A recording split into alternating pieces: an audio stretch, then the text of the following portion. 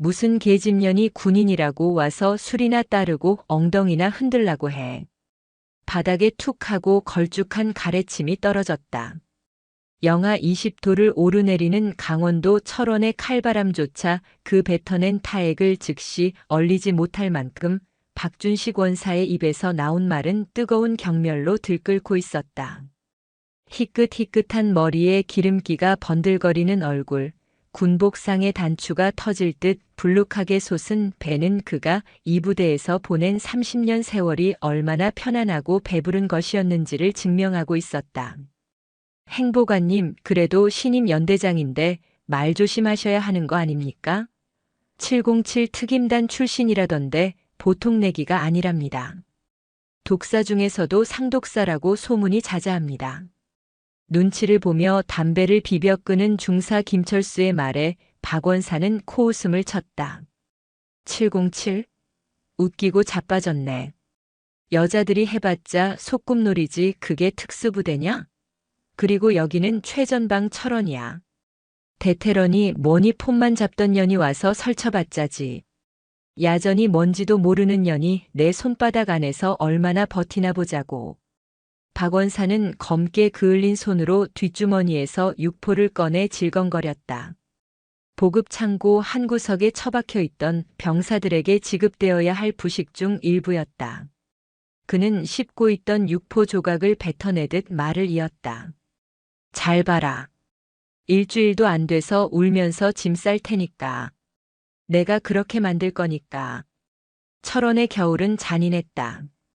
살을 애는 듯한 바람이 연병장의 흙먼지를 일으켜 세우며 부대 전체를 휘감았다.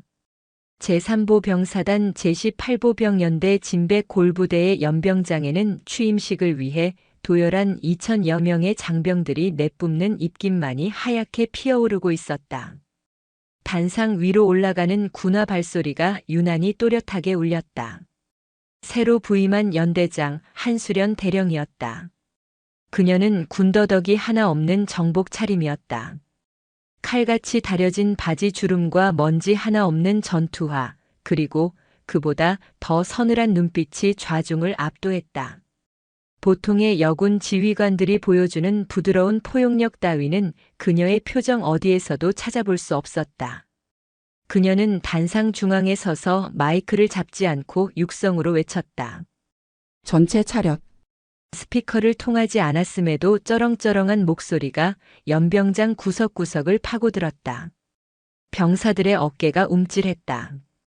박준식 원사는 행정반 창문 너머로 그 광경을 지켜보며 비릿한 미소를 지었다. 목청만 좋네. 그래봤자 계집이지. 취임식이 끝나고 연대장실로 들어온 한수련은 집무실의 공기가 바깥만큼이나 차갑다는 것을 느꼈다. 난로가 있었지만 켜지지 않았고 책상 위에는 먼지가 뽀얗게 앉아 있었다. 이것은 단순한 태만이 아니었다. 명백한 기싸움이자 무언의 조롱이었다. 굴러온 돌이 감히 터줏대감을 건드리지 말라는 경고였다. 그녀는 가죽 장갑을 벗어 책상 위에 던져두고는 자리에 앉지 않고 창밖을 응시했다. 창밖으로는 병사들이 오들오들 떨며 제설 작업을 하고 있었다. 방한복을 제대로 갖춰 입은 병사는 손에 꼽을 정도였다. 입술이 파랗게 질린 병사들이 눈을 치우는 모습을 보며 한수련의 눈매가 가늘어졌다. 똑똑. 노크 소리와 함께 문이 열렸다. 박준식 원사가 넉살 좋은 미소를 띠며 들어왔다. 경례조차 생략한 채였다. 아이고 연대장님. 오시느라 고생하셨습니다. 여기 철원이 좀 춥죠? 여자가 지내기엔, 아니 여군이 지내기엔 아주 척박한 곳입니다. 한수련은 천천히 몸을 돌려 박원사를 바라봤다. 그녀의 눈동자는 감정이 배제된 채 깊고 어두웠다. 그녀는 박원사의 건방진 태도를 지적하는 대신 책상 위를 검지로 훑었다. 묻어난 회색 먼지를 박원사에게 보여주며 입을 열었다. 내 집무실 관리가 엉망이군. 보급관 소관 아닌가? 박원사는 짐짓 놀란 척하며 머리를 극적였다. 아, 요즘 애들이 빠져가지고 청소를 제대로 안 해놨나 봅니다. 제가 나중에 족치겠습니다. 근데 뭐 야전 지휘관이 이런 먼지 좀 있는 거 가지고 예민하게 구시면 병사들이 피곤해합니다. 대범하게 넘어가시죠. 말끝마다 묘하게 가시가 돋쳐 있었다. 예민하다, 피곤하다는 단어는 여성을 깎아내릴 때 주로 쓰는 비열한 수사였다. 한수련은 그 얄팍한 수를 꿰뚫어 보고 있었다. 자네 이름이 박준식인가? 네, 박준식 원사입니다. 이 연대에서만 30년 굴러먹은 터줏대감이죠. 전임 연대장님들도 다 저한테 물어보고 일 처리하셨습니다. 짬밥 무시 못하거든요. 그는 은근슬쩍 자신의 지위를 과시했다. 내가 계급은 높아도 실질적인 주인은 나라는 선전포고였다. 30년이라. 그 긴 시간 동안 배운 게 고작 먼지 쌓인 책상과 부실한 경례 자세인가? 한수련의 차가운 일갈에 박원사의 눈썹이 꿈틀했다. 그는 씹고 있던 껌을 혀로 굴리며 짝다리를 짚었다. 분위기가 순식간에 험악해졌다. 말씀이 좀 지나치시네. 저희 같은 부사관들이 바닥에서 기니까 장교님들이 편하게 지휘하는 겁니다. 서로 좋게 좋게 갑시다. 갓 부임해서 의욕 넘치는 건 알겠는데 여기는 707이 아닙니다. 사람 사는 냄새가 나는 곳이라고요. 박원사는 707이라는 단어에 힘을 주어 발음했다. 마치 그곳에서의 경력이 여기서는 아무 쓸모 없다는 듯이. 한수련은 그에게 다가갔다. 또각또각. 군화 소리가 박원사의 심장 박동 박자에 맞춰 귓가에 꽂혔다. 그녀는 박원사의 코앞까지 다가가 멈춰섰다. 그녀가 그보다 키는 작았지만 뿜어내는 위압감은 거대한 맹수와 같았다. 박원사는 자신도 모르게 한 발짝 뒤로 물러설 뻔했다. 좋게 가는 건 자네가 할 일을 똑바로 했을 때 이야기지. 부대 현황 보고서 보급품 20대장 그리고 최근 1년간의 부식비 지출 내역. 오늘 일과 전까지 내 책상 위에 올려둬. 박원사는 기가 차다는 듯 헛웃음을 흘렸다. 연대장님, 그건 행정반 고유 권한입니다. 그리고 지금 당장 그걸 다 정리하려면 며칠은 걸립니다. 급하게 먹는 밥이 체한다고. 못 들었나? 한수련이 그의 말을 끊었다. 그녀의 목소리는 낮았지만 공간을 베어낼 듯 날카로웠다. 내 말은 협조 요청이 아니다. 명령이야. 오늘 일과 전까지 가져와. 만약 종이 한 장이라도 누락되거나 숫자가 맞지 않으면 그 30년 군 생활이 어떻게 무너지는지 똑똑히 보여주지. 한수련의 눈빛에서 살기를 느낀 박원사는 순간적으로 뒷목이 서늘해짐을 느꼈다. 그것은 단순히 계급에서 오는 압박이 아니었다. 수많은 사선을 넘나든 자만이 가질 수 있는 진짜 피냄새였다. 박원사는 애써 표정을 관리하며 비릿하게 웃었다. 알겠습니다. 까라면 까야죠. 근데 후회하실 겁니다. 너무 빡빡하게 굴면 부러지는 법이거든요. 그는 건성으로 경례를 붙이고는 연대장실을 나갔다. 문이 닫히자마자 복도에서는 재수 없는 년 두고 보자라는 욕설이 들릴 듯 말 듯 작게 흘러나왔다. 한수련은 다시 창가로 돌아갔다. 연병장의 병사들은 여전히 낡고 얇은 방한복을 입고 추위에 떨고 있었다. 그녀의 시선이 날카롭게 빛났다. 쥐새끼 한 마리가 쌀독을 다 비우고 있었군. 그녀는 이미 알고 있었다. 부임하기 전부터 이 연대의 보급품이 인근 시장으로 흘러들어간다는 첩보를 육군본부 감찰실 동기에게서 전해 들은 상태였다. 박준식 원사, 그가 바로 몸통이었다. 같은 시각 행정반. 박 원사는 책상 위에 있던 서류 뭉치를 바닥에 내동댕이 쳤다. 아, 씨발. 어린 게 어디서 눈을 부라려. 야, 김중사. 김중사 어디 있어? 김철수 중사가 허둥지둥 뛰어왔다. 부르셨습니까, 행보관님? 야, 창고 장부 싹 다 가져와. 그리고 이중 장부 만든 거 있지? 그거 싹 다 파쇄해. 그리고 거래처 사장한테 전화해서 당분간 물건 못 뺀다고 전해. 냄새 맡고 온 거 같으니까. 연대장님이 눈치챈 겁니까? 눈치는 무슨. 그냥 군기 잡으려고 폼 잡는 거야. 원래 가시나들이 처음에는 다 저래. 며칠 굴려주면 알아서 기어. 꼬투리 잡힐 거 없게 싹 다 정리해. 박원사는 서랍 깊숙한 곳에서 양주병을 꺼냈다. 종이컵에 콸콸 따르며 붉게 상기된 얼굴로 씩씩거렸다. 감히 나를 건드려? 내가 이 연대 모든 비리를 다 쥐고 있는데 내가 입 뻥긋하면 옷 벗을 놈들이 한 트럭이야. 어디 한번 해보자고. 누가 이기나. 그날 밤 한수련은 관사로 퇴근하지 않았다. 모두가 잠든 시각 그녀는 검은색 트레이닝복으로 갈아입고 어둠 속에 몸을 숨긴 채 영내를 빠져나왔다. 707 시절 적진 한가운데 침투하던 그 솜씨 그대로였다. 그녀의 발소리는 들리지 않았고 그림자는 어둠에 녹아들었다. 그녀의 목적지는 위병소가 아닌 부대 뒷산과 연결된 탄약고 뒤편 울타리였다. 병사들 사이에서 개구멍이라 불리는 박원사가 물건을 빼돌리는 주 루트였다.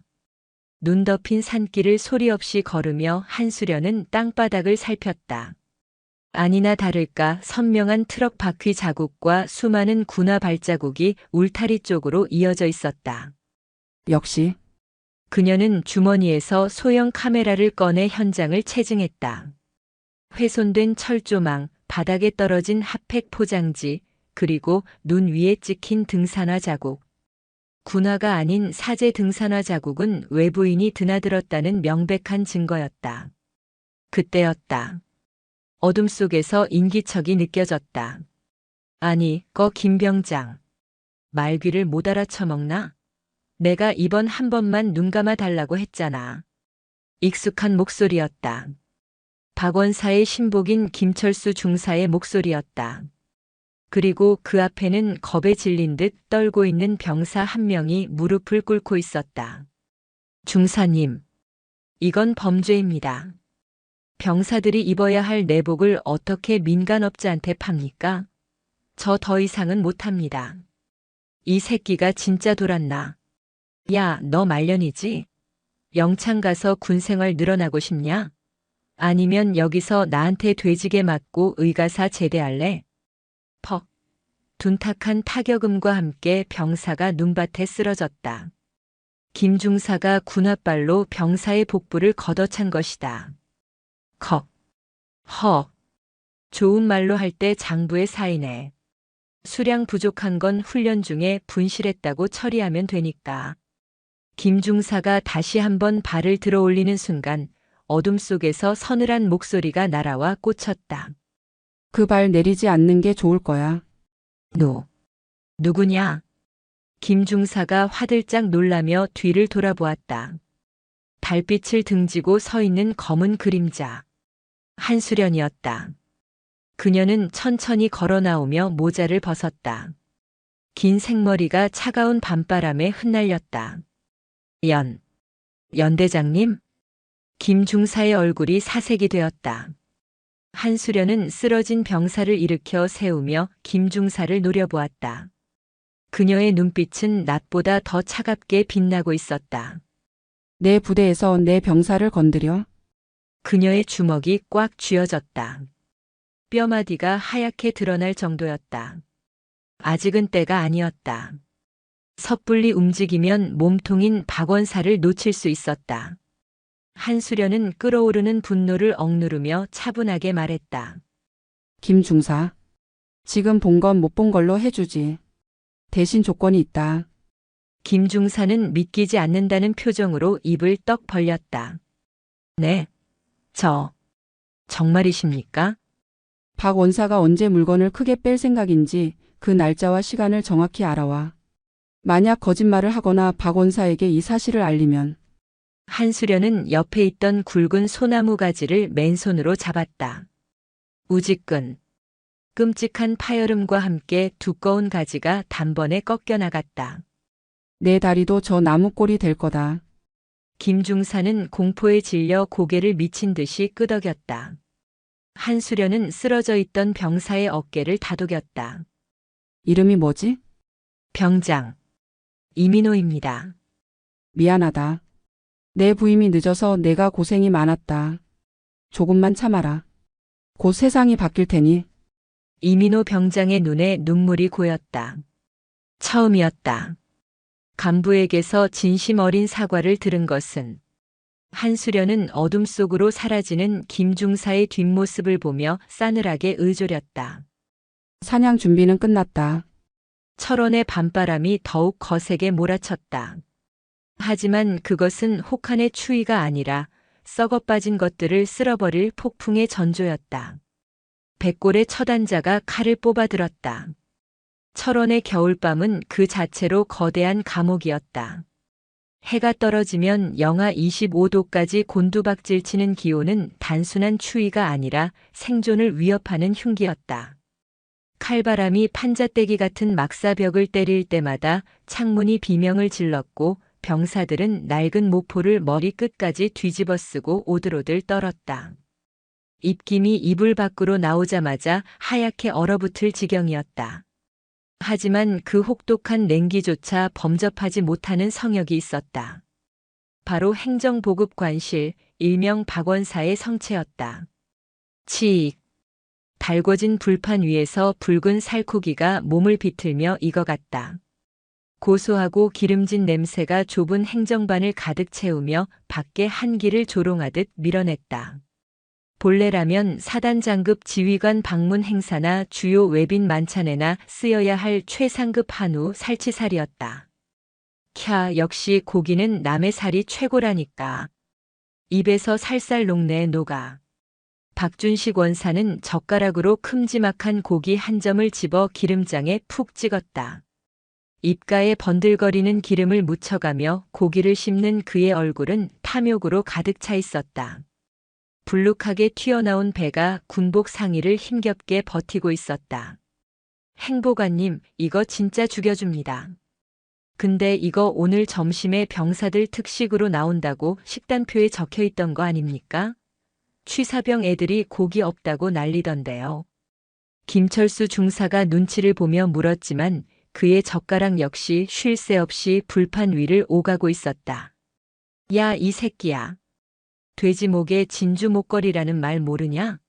저 밖에서 코 질질 흘리며 눈 치우는 놈들이 맛을 알아? 걔들은 그냥 국물에 무나 숭덩숭덩 썰어 넣고 다시다 좀 풀어서 끓여주면 좋다고 먹어. 이런 귀한 건 나라 지키느라 고생하는 우리 같은 간부들이 먹어줘야 힘을 쓰지. 안 그러냐? 박원사는 소주잔을 비우며 껄껄 웃었다. 그 웃음소리는 밖에서 들려오는 바람소리에 묻혀 흩어졌다. 맞습니다. 행보관님이 건강하셔야 우리 연대가 돌아가는 거 아니겠습니까? 김중사가 아부를 떨며 빈잔에 술을 채웠다. 박원사는 만족스러운 듯 배를 두드렸다. 그나저나 그 신임 연대장, 오늘 조용하네. 어제는 눈에 불을 켜고 덤비더니. 내 그럴 줄 알았어. 여자들이 원래 끈기가 없어. 서류 몇 장 던져주니까 기가 질려서 나자빠진 거지. 그러게 말입니다.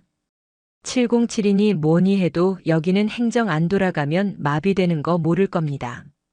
행보관님 손바닥 아니죠. 그럼. 내가 이 부대 살림을 몇 년을 했는데. 이번 주말에 물건 나갈 거 준비는 다 됐냐? 네, OK 등산 용품점 사장님이랑 이야기 끝났습니다. 이번엔 물량이 좀 많아서 트럭 2대 불렀습니다. 신형 방한복 500벌이랑 핫팩 30박스입니다. 좋아. 이번 것만 잘 처리하면 올겨울 따뜻하게 보내는 거야. 박원사는 탐욕스러운 눈빛으로 술잔을 기울였다. 병사들의 피와 땀을 팔아넘긴 돈으로 배를 불리는 늑대, 아니 돼지의 모습이었다. 같은 시각 통합 막사 이내무반. 이민호 병장은 덜덜 떨리는 손으로 핫팩을 주무르고 있었다. 하지만 이미 차갑게 식어버린 핫팩은 딱딱한 돌덩이와 다를 바 없었다. 흔들어도 온기는 돌아오지 않았다. 이 병장님, 발가락이 너무 시려워서 감각이 없습니다. 잘린 것 같습니다. 갓 전입 온 이등병 최지훈이 울먹이며 말했다. 최이병이 입고 있는 깔깔이는 솜이 다 죽어 얇은 천조가리나 마찬가지였고 양말은 구멍이 나 있었다. 보급품 창고에는 분명 비닐도 뜯지 않은 새 방한복과 두툼한 양말이 산더미처럼 쌓여 있었지만 어찌 된 영문인지 병사들에게 지급되는 건 10년도 더 된 폐급뿐이었다. 이민호는 자신의 침낭을 벗어 최이병에게 덮어주었다. 자신의 체온이 빠져나가자마자 몸이 덜덜 떨려왔지만 갓 들어온 막내를 외면할 수 없었다. 지훈아, 조금만 참아. 내가 행정반 가서 말해볼게. 창고에 새 거 있는 거 내가 봤어.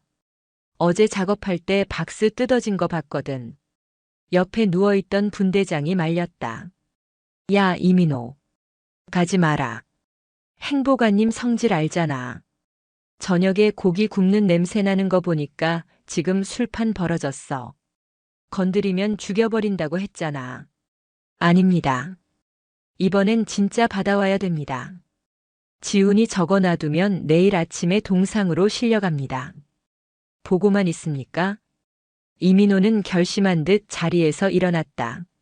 슬리퍼를 끄는 소리가 유난히 크게 들렸다. 복도로 나오자 삼겹살 굽는 냄새가 더욱 진동했다. 병사들은 저녁에 똥국이라 불리는 멀건 된장국에 김치 몇 조각으로 끼니를 때웠는데 행정반에서는 고기 파티가 벌어지고 있었다. 이민호의 주먹에 힘이 들어갔다. 똑똑. 누구야? 시발 분위기 깨게. 박원사의 걸걸한 목소리가 들렸다. 이민호가 심호흡을 하고 문을 열었다. 충성. 병장 이민호입니다. 용건이 있어서 왔습니다. 문이 열리자마자 후끈한 열기와 알코올 냄새, 그리고 고기 냄새가 훅 끼쳐왔다. 박원사와 김중사 그리고 하사 2명이 벌겋게 달아오른 얼굴로 그를 쳐다봤다. 불판 위에는 기름이 좔좔 흐르는 고기가 널려 있었다. 용건? 무슨 용건? 내일 작업 빼달라는 소리면 닥치고 꺼져. 박원사가 이쑤시개로 이 사이를 쑤시며 거만하게 물었다. 아닙니다. 신병들 방한복 문제입니다. 지금 최지훈 이병이 입고 있는 것들이 너무 낡아서 보온이 전혀 안 됩니다. 발가락에 감각이 없다고 합니다. 창고에 있는 신형 방한복 지급을 부탁드립니다. 그리고 핫팩도 다 떨어져서. 쾅. 박원사가 주먹으로 책상을 내리쳤다. 불판 위에 고기가 튀어올랐다. 야, 이민호. 너 지금 나한테 지시하냐? 보급은 내가 알아서 해. 어디 병사 나부랭이가 보급관한테 이래라 저래라야? 지시가 아니라 건의입니다. 애들이 동상 걸리게 생겼습니다. 창고에 물건 쌓여 있는 거 다 아는데 왜 안 주시는 겁니까? 이민호도 물러서지 않고 소리쳤다. 순간 정적이 흘렀다. 박원사의 눈매가 뱀처럼 가늘어졌다. 그는 천천히 자리에서 일어나 이민호에게 다가갔다. 술 냄새가 확 풍겼다. 쌓여있다. 내가 창고를 봤어? 감히 허락도 없이 창고를 뒤져. 작업하다가 우연히 봤습니다. OK 등산 용품점 상표 붙은 박스에 옮겨 담고 계신 것도 봤습니다. 짝. 날카로운 파열음과 함께 이민호의 고개가 획 돌아갔다. 박원사의 투박한 손바닥이 이민호의 뺨을 강타한 것이다. 입안이 터져 비릿한 피맛이 났다. 이 새끼가 진짜 미쳤나? 야, 너 영창 가고 싶어? 상관 모독의 허위 사실 유포로 내가 너 군기 교육대 보내줄까? 말년이라고 눈에 뵈는 게 없지. 잘못된 걸 잘못됐다고 말하는 게 왜 영창감입니까? 저 고기도 병사들 거 아닙니까? 무릎 꿇어. 박원사가 낮게 으르렁거렸다. 못 들었어? 무릎 꿇으라고. 안 그러면 너뿐만 아니라 내 내무반 애들 전부 내일부터 완전 군장으로 연병장 돌릴 줄 알아. 최지훈이? 걔 동상 걸리기 전에 내가 얼차려로 다리병신 만들어줄까? 비열한 협박이었다. 자신 때문에 후임들이 고통받는 것을 볼 수 없었던 이민호는 입술을 깨물며 천천히 무릎을 꿇었다. 차가운 시멘트 바닥의 냉기가 무릎을 타고 올라왔다. 굴욕감이 전신을 휘감았다. 박원사는 먹다 남은 소주가 든 종이컵을 들었다. 그리고 이민호의 머리 위에 천천히 부었다. 주르륵. 차가운 소주가 머리카락을 타고 얼굴로 흘러내려 눈을 찔렀다. 알코올의 따가움보다 마음의 상처가 더 쓰라렸다. 정신 좀 차려라, 응? 사회 나가면 다 돈이야. 너희들이 입는 그 옷, 먹는 핫팩, 다 돈이라고. 군대에서 썩는 놈들이 좋은 거 써서 뭐하냐? 아껴서 나라 경제에 보탬이 돼야지. 안 그래, 김중사? 맞습니다. 이민호 병장이 아직 사회 물정을 모릅니다. 박원사는 낄낄거리며 이민호의 머리를 발로 툭툭 쳤다. 자, 나가봐. 기분 잡쳤네. 야, 김중사. 고기 더 올려. 맛 떨어지게 시리. 이민호가 젖은 얼굴을 닦지도 못한 채 비틀거리는 걸음으로 행정반을 나갔다.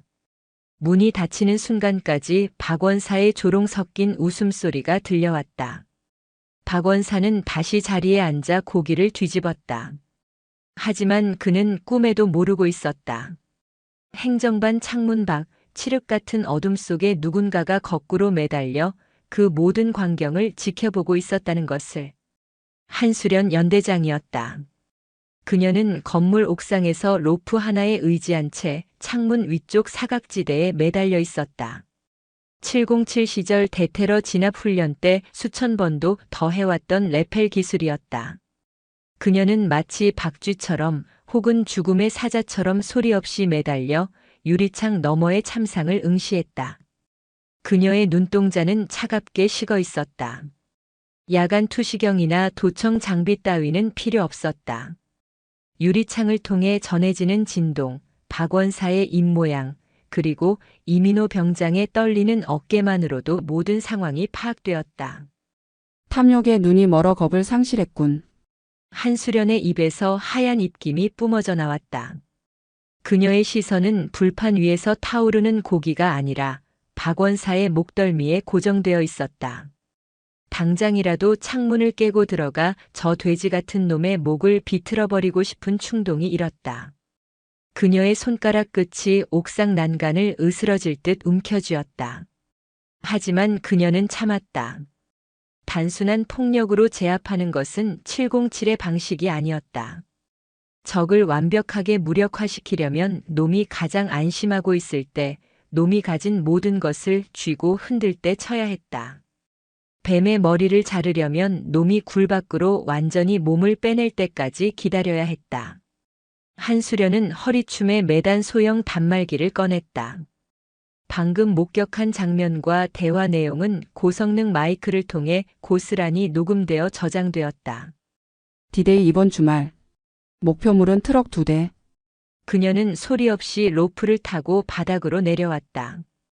눈 위에 착지했음에도 발자국 소리 하나 들리지 않았다. 그녀는 어둠 속으로 사라지기 전 행정반 쪽을 마지막으로 돌아보았다. 창문 너머로 박원사가 희희낙낙하며 건배를 하는 모습이 보였다. 많이 먹어둬라. 그게 내 놈의 마지막 만찬이 될 테니. 한수련은 그림자처럼 움직여 연병장을 가로질렀다.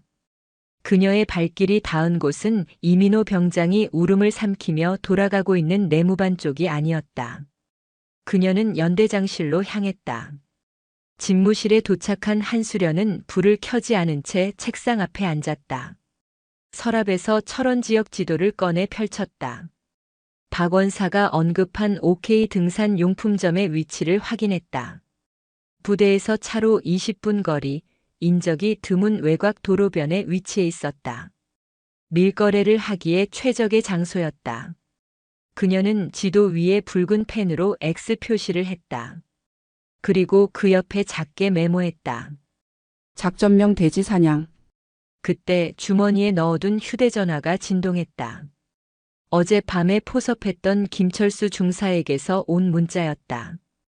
연대장님, 박원사가 이번 주 토요일 새벽 2시에 물건 뺍니다. 트럭 2대가 후문 탄약고 쪽으로 들어올 예정입니다. 저는 운전병 통제하라고 지시받았습니다. 한수련의 입가에 서늘한 미소가 번졌다. 덫은 놓였다. 이제 미끼를 물기만을 기다리면 되었다. 그녀는 책상 한 구석에 놓인 자신의 베레모를 집어들었다.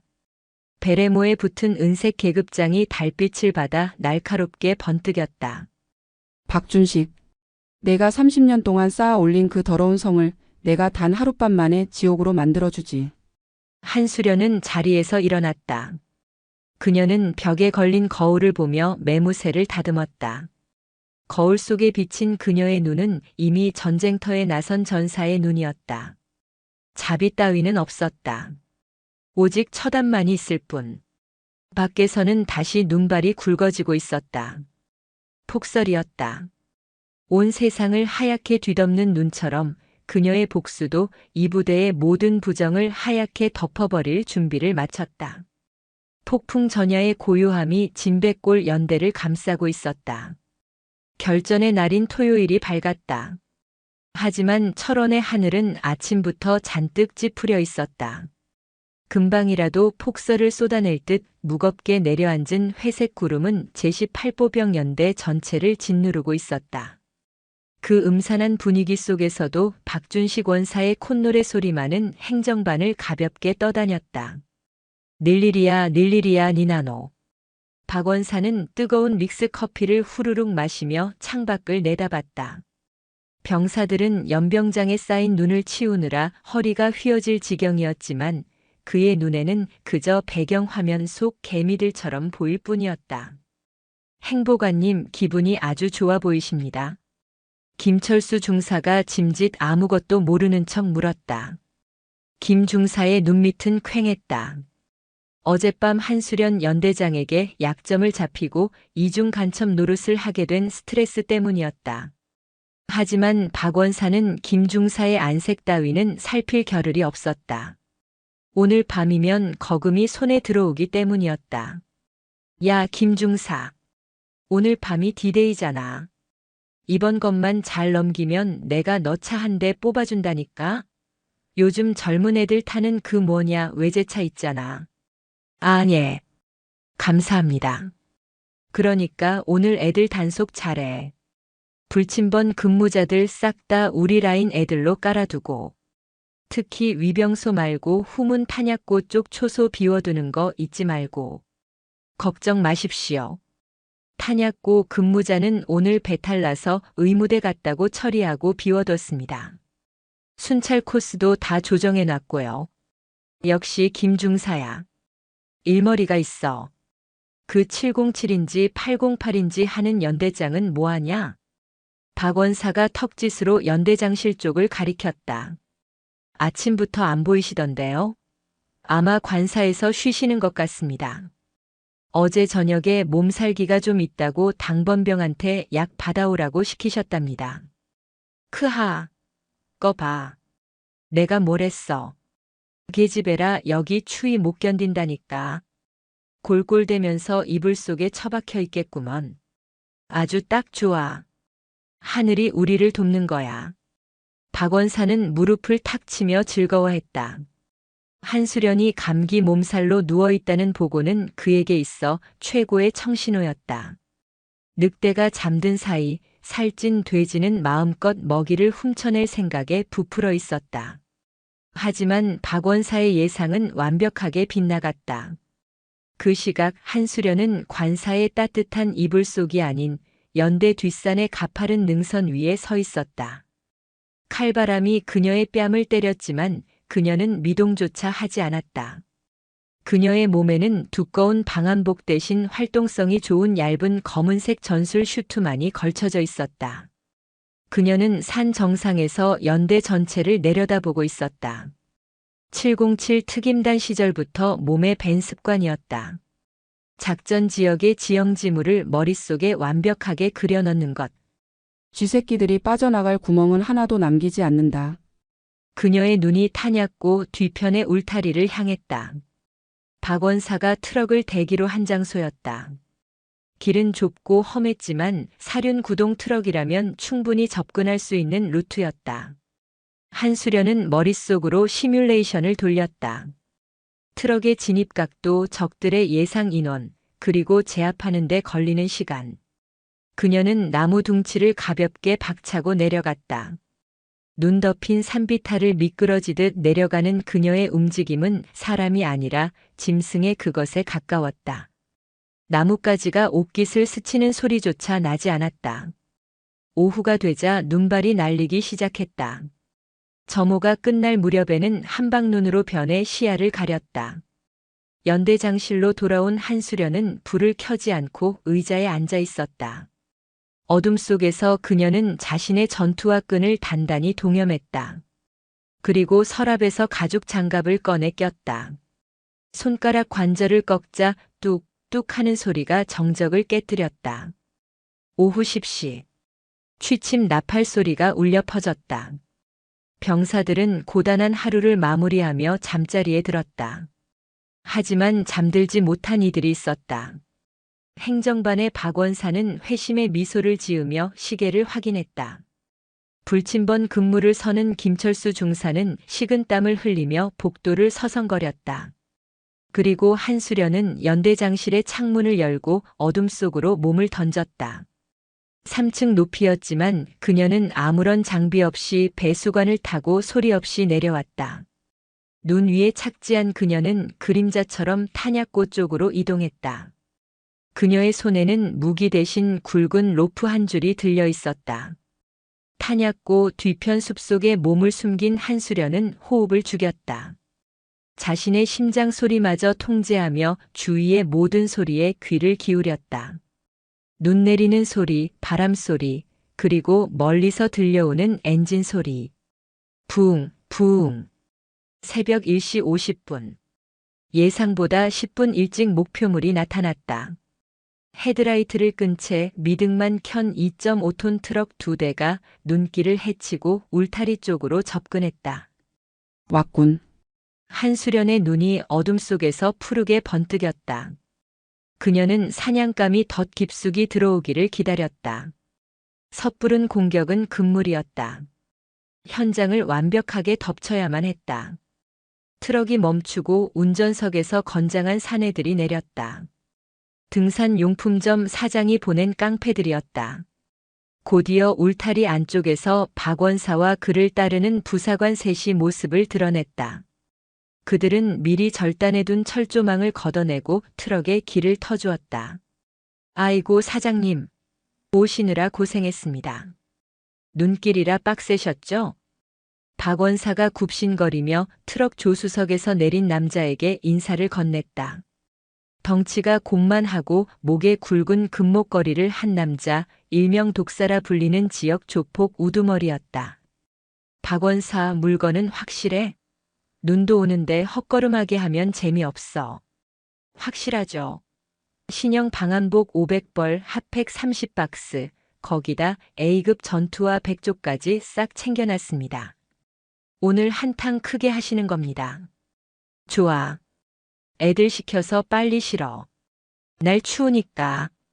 독사의 지시에 깡패들과 부사관들이 일사불란하게 움직였다. 창고 문이 열리고 병사들이 그토록 애타게 원했던 보급품들이 줄지어 나왔다. 박스들이 트럭 짐칸에 차곡차곡 쌓여갔다. 박원사는 그 모습을 보며 침을 삼켰다. 저게 다 돈이었다. 트럭 한 대분만 팔아도 연봉의 절반이 넘는 돈이 생긴다. 그의 머릿속은 이미 유흥업소에서 즐길 생각으로 가득 차 있었다. 빨리빨리 움직여. 시간 없어. 박원사가 낮은 목소리로 재촉했다. 작업은 순조롭게 진행되는 듯 했다. 첫 번째 트럭이 거의 꽉 찼을 무렵이었다. 툭. 어디선가 작은 돌멩이 하나가 박원사의 발치에 떨어졌다. 뭐야? 박원사가 주위를 두리번거렸다. 산짐승인가 싶었지만 기분이 묘했다. 그때 숲속 어둠 속에서 나뭇가지 밟는 소리가 들렸다. 저벅저벅. 누군가 걸어오고 있었다. 숨길 기색도 없이 당당하게. 눈보라를 뚫고 나타난 실루엣에 박원사의 눈이 휘둥그레졌다. 검은색 전술 슈트를 입고 긴 머리를 하나로 묶은 여자. 한수련이었다. 누구야? 독사가 담배를 입에 문 채 인상을 찌푸리며 물었다. 박원사는 마치 귀신을 본 듯 입을 딱 벌리고 있었다. 연대장님? 아니. 지금 여기서 왜? 밤 산책치고는 짐이 많군 박원사. 한수련의 목소리는 차분했지만 그 안에는 억누를 수 없는 살기가 서려 있었다. 그녀는 천천히, 아주 천천히 그들에게 다가갔다. 한 걸음 내디딜 때마다 눈 밟는 소리가 박원사의 심장을 조여왔다. 그 물건들 누구 거지? 한수련이 트럭 짐칸에 실린 방한복 박스를 턱짓으로 가리켰다. 박원사는 식은땀을 줄줄 흘리며 뒷걸음질 쳤다. 이건 그게 아니라 폐기 처분할 것들을 반출하는. 폐기? 신형 방한복을? 한수련이 피식 웃었다. 그 웃음은 너무나도 서늘해서 보는 이의 오금을 저리게 만들었다. 그녀는 더 이상 대화가 필요 없다는 듯 고개를 저었다. 변명은 헌병대 가서 해라. 지금 당장 작업 중지하고 전원 무릎 꿇어.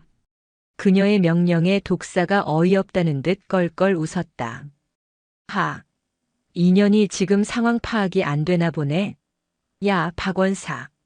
느그 부대 연대장이냐? 꼴에 간부라고 가오 잡기는. 야, 애들아. 전연 좀 치워라.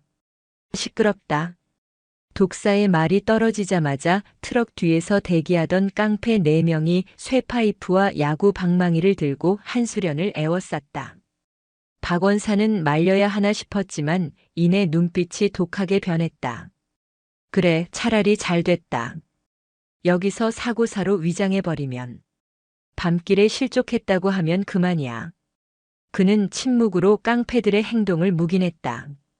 그것은 한수련에 대한 사형 선고나 다름없었다. 어이 아가씨. 고운 얼굴 다치기 싫으면 꺼져. 오빠들이 지금 바쁘거든. 선두에 선 깡패가 쇠파이프를 손바닥에 탁탁 치며 비아냥거렸다. 한수련은 그들을 벌레 보듯 쳐다봤다. 기회는 줬다. 뭐? 내 놈들 뼈가 부러지는 건 내 책임이 아니라는 소리다.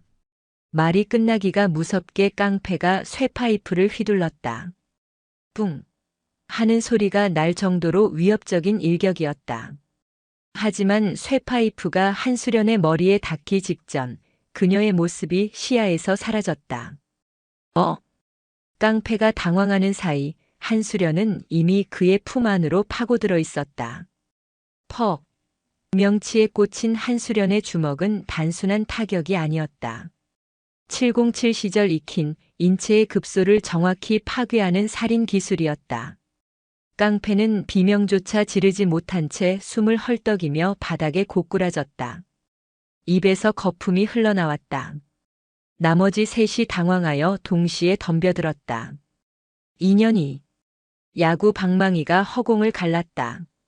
한수련은 상체를 가볍게 뒤로 젖혀 피한 뒤 방망이를 쥔 놈의 손목을 낚아챘다. 우두둑. 소름 끼치는 뼈 부러지는 소리와 함께 놈의 팔이 기이한 각도로 꺾였다. 그녀는 비명을 지르는 놈의 멱살을 잡아 그대로 옆에 있던 놈에게 집어던졌다. 두 거구가 서로 부딪히며 눈밭에 뒹굴었다. 마지막 남은 한 명이 겁에 질려 주춤하는 사이 한수련의 돌려차기가 그의 턱에 정확히 장렬했다. 쾅! 마치 트럭에 치인 듯 깡패의 몸이 붕 떠서 트럭 짐칸에 처박혔다. 순식간이었다. 건장한 성인 남성 4명이 바닥을 기는데 걸린 시간은 10초도 되지 않았다. 정적이 흘렀다. 바람 소리마저 멈춘 듯 했다. 박원사와 부사관들은 다리가 풀려 주저앉기 일보 직전이었다. 독사는 담배를 떨어뜨렸다. 뭐야? 전연. 한수련은 흐트러진 옷매무새를 다듬으며 독사를 향해 걸어갔다. 다음은 내 차례인가? 독사는 황급히 트럭 운전석 밑에서 사시미 칼을 꺼내 들었다. 오지 마. 오면 쑤셔버린다. 내가 이 바닥에서 칼잡이로. 슈. 한수련은 대구 대신 바닥에 떨어진 쇠파이프를 발로 차올려 손에 잡았다. 그리고 망설임 없이 독사를 향해 던졌다. 창처럼 날아간 쇠파이프는 독사가 들고 있던 칼날을 정확히 때렸다. 챙강! 하는 소리와 함께 칼이 튕겨나갔다. 독사가 빈손을 쳐다보며 멍해 있는 사이 한수련은 이미 그의 코앞에 당도해 있었다. 군인을 상대로 칼을 들어 간이 배 밖으로 나왔군. 그녀의 손바닥이 독사의 턱을 올려쳤다. 독사의 고개가 젖혀짐과 동시에 그녀의 무릎이 그의 복부를 강타했다. 하는 소리와 함께 거구의 독사가 새우처럼 몸을 웅크리며 쓰러졌다. 상황 종료. 한수련은 쓰러진 깡패들을 뒤로하고 사시나무 떨듯 떨고 있는 박원사에게 시선을 돌렸다. 박준식 원사. 여단. 아니 연대장님. 저는 시켜서. 협박당해서. 박원사는 비굴하게 무릎을 꿇고 손이 발이 되도록 빌었다. 방금 전까지 릴리리아를 부르던 기세는 온데간데 없었다. 한수련은 그에게 다가가 쭈그리고 앉았다. 그녀의 눈높이가 박원사와 맞춰졌다. 시키는 대로 했다. 누가? 돈이? 아니면 내 그 더러운 탐욕이? 한 번만 봐주십시오. 제가 30년을 이 부대에 바쳤습니다. 퇴직금이 얼마 안 남았습니다. 제발. 30년. 그래, 그 긴 시간 동안 내가 갉아먹은 게 병사들의 피와 살이라는 건 알고 있나? 이 추운 날씨에 얇은 옷 입고 떨던 병사들, 내가 뺏어간 핫팩이 없어서 동상 걸린 손발. 그건 생각 안 해봤나? 한수련은 박원사의 멱살을 잡고 일으켜 세웠다. 그리고 그를 트럭 짐칸 쪽으로 끌고 갔다. 똑똑히 봐라. 그녀는 트럭 짐칸에 실린 박스를 뜯어 그 안의 내용물을 바닥에 쏟아부었다. 눈 위에 흩어지는 하얀 방한복과 핫팩들. 이건 내 돈이 아니라 내 부하들의 생명이다. 한수련은 박원사를 눈밭에 내동댕이 쳤다. 김중사. 나와. 그녀의 외침에 숲속 어둠 속에서 김철수 중사가 기어나오듯 나타났다. 그는 이미 헌병대와 기무부대원들을 대동하고 있었다. 부르셨습니까? 이 자들 전부 포박해. 그리고 박원사는 독방에 가둬.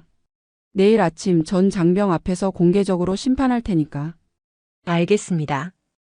헌병들이 달려들어 깡패들과 부패 부사관들을 제압했다. 박원사는 수갑이 채워지는 순간까지도 한수련을 노려보며 악을 썼다. 이건 모함이야. 내가 누군지 알아? 내가 가만히 있을 것 같아? 내 뒤에 누가 있는지 알면 넌 끝이야. 한수련은 끌려가는 박원사에게 다가가 나직하게, 하지만 모두가 들을 수 있도록 또렷하게 말했다. 내 뒤에 누가 있든 상관없다. 내 뒤에는 2,000명의 백골 용사들이 있으니까. 그리고 그녀는 박원사의 귓가에 속삭였다. 내가 바로 그 707이다. 지옥에 온 걸 환영한다, 박준식. 박원사의 얼굴이 공포로 일그러졌다.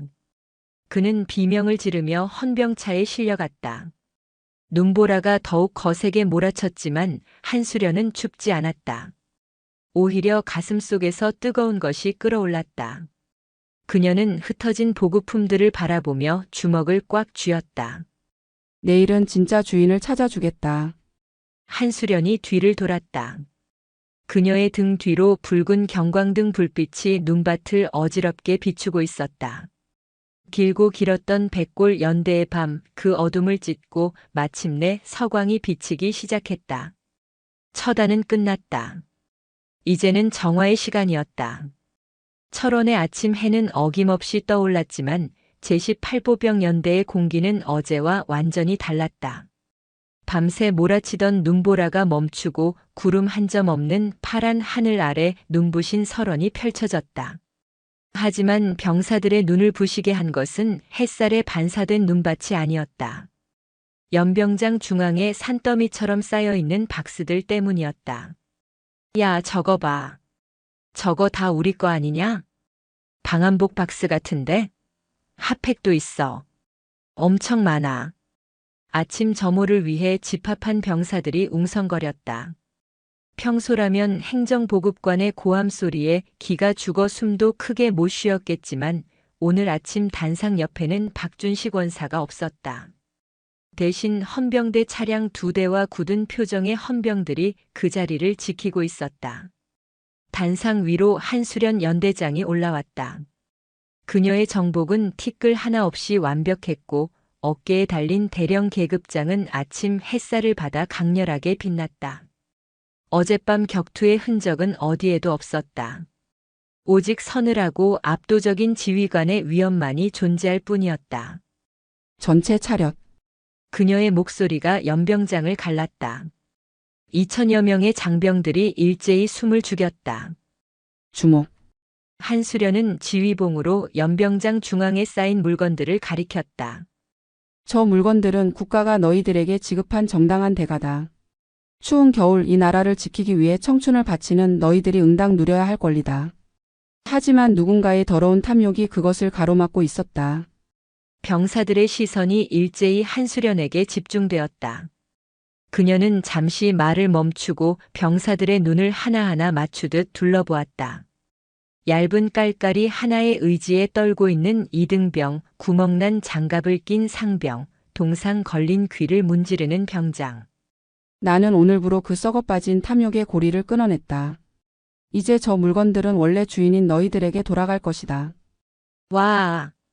병사들 사이에서 함성이 터져 나오려는 찰나 한수련이 손을 들어 제지했다. 아직 끝나지 않았다. 권리를 되찾는 것보다 중요한 건 다시는 뺏기지 않는 것이다. 나는 너희에게 약속한다. 내 부대에서 내 부하들이 추위와 배고픔에 떨게 만드는 자는 그가 누구든 지휘 고하를 막론하고 반드시 내 손으로 처단한다. 그녀의 선언은 단순한 훈시가 아니었다. 그것은 피의 맹세였다. 병사들의 가슴 속에서 뜨거운 무언가가 끓어올랐다. 각 대대별 보급관은 즉시 물자를 수령하여 전 장병에게 지급하라. 단 한 명도 빠짐없이 지금 당장. 명령이 떨어지자마자 대기하고 있던 각 중대 행정병들과 양심적인 초급 간부들이 뛰어나왔다. 박스를 뜯자 비닐도 벗기지 않은 신형 디지털 문의 방한복과 최신형 전투화, 그리고 박스째 담긴 핫팩들이 쏟아져 나왔다. 우와! 이거 진짜 줘도 되는 겁니까? 이민호 병장이 떨리는 손으로 신형 방한복을 받아들었다. 두툼한 오리털의 감촉이 낯설었다. 이 병장님, 이거 보십시오. 발열 조끼도 있습니다. 최지훈 이병이 아이처럼 웃으며 소리쳤다. 병사들은 그 자리에서 낡고 해진 옷을 벗어던지고 새 옷으로 갈아입었다. 연병장 곳곳에서 탄성과 웃음소리가 터져 나왔다. 그들이 입은 것은 단순한 옷이 아니었다. 지휘관이 지켜준 자존심이었다. 한수련은 단상에서 내려와 병사들 사이로 걸어 들어갔다. 병사들이 홍해처럼 갈라지며 길을 텄다. 그녀는 이민호 병장 앞에 멈춰 섰다. 멍하니 서 있는 이민호의 뺨에는 어제 박원사에게 맞은 상처가 아직 붉게 남아 있었다. 입어라. 한수련이 직접 이민호의 옷깃을 여며주었다. 이민호의 눈시울이 붉어졌다. 군 생활 2년 동안 단 한 번도 느껴보지 못한 따스함이었다. 감사합니다, 연대장님. 감사할 것 없다. 당연한 걸 너무 늦게 돌려줬을 뿐이다. 아픈 곳은 괜찮나? 괜찮습니다.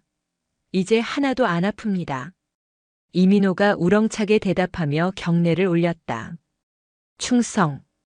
그의 경례는 그 어느 때보다 절도 있고 진심이 담겨 있었다. 이를 신호탄으로 연병장의 모든 병사들이 한수련을 향해 경례를 붙였다. 백골, 백골, 백골. 우렁찬 구호 소리가 철원의 하늘을 찌를 듯 울려 퍼졌다. 그것은 강요된 충성이 아니었다. 진정한 리더를 만난 사나이들의 포효였다. 하지만 그 환호의 뒤편 그늘진 곳에서는 공포에 질린 눈빛들이 있었다. 박원사의 콩고물을 받아먹으며 비리에 동조했던 부사관들이었다. 그들은 헌병들이 연병장 외곽을 포위하고 있다는 사실을 깨닫고 사색이 되어 있었다. 한수련의 시선이 그들을 향했다. 자, 이제 밥상을 차렸으니 설거지를 해야겠지. 그녀의 눈빛이 다시 차갑게 돌변했다. 호명하는 인원은 앞으로 나온다. 군수과장 김대위, 이중대 행보관 최상사, 삼중대 행보관 이상사, 그리고 연대 주임원사. 이름이 불릴 때마다 대열이 술렁거렸다. 불려나온 간부들은 다리가 풀려 비틀거렸다. 특히 박원사와 형님 동생 하며 지내던 주임원사의 얼굴은 흑빛이 되어 있었다. 너희들은 박준식 원사의 비리를 알고도 묵인하거나 적극적으로 가담하여 부당 이득을 취했다. 증거는 이미 확보되었다. 한수련은 김철수 중사가 제출한 이중 장부와 녹취록 사본을 들어보였다. 군인의 본분을 망각하고 부하들의 고열을 빤 죄, 군법에 따라 엄중히 다스리겠다. 전원 구속 수사한다. 연대장님, 저는 억울합니다. 박원사가 시켜서 어쩔 수 없이. 주임원사가 억울하다는 듯 소리쳤지만 한수련은 눈 하나 깜짝하지 않았다. 변명은 재판장에서 해라. 헌병대 연행해. 철컹. 수갑 채워지는 소리가 연달아 들렸다. 병사들이 보는 앞에서 부대 내 실세들이 줄줄이 끌려가는 모습은 충격 그 자체였다. 하지만 그 충격은 이내 통쾌함으로 바뀌었다. 10년 묵은 체증이 내려가는 듯한 기분이었다. 한수련은 끌려가는 그들의 뒷모습을 보며 나직이 은조렸다. 썩은 살은 도려내야 새 살이 돋는 법. 연대장은 단순히 물건을 찾아준 것이 아니었다. 부대의 정의를 바로 세운 것이다. 그날 제18보병 연대의 겨울은 비로소 끝이 났다. 비록 날씨는 여전히 영하의 추위였지만 병사들의 가슴 속에는 뜨거운 봄이 찾아오고 있었다. 4단 헌병대 조사실. 창문 하나 없는 밀실의 공기는 무겁고 탁했다.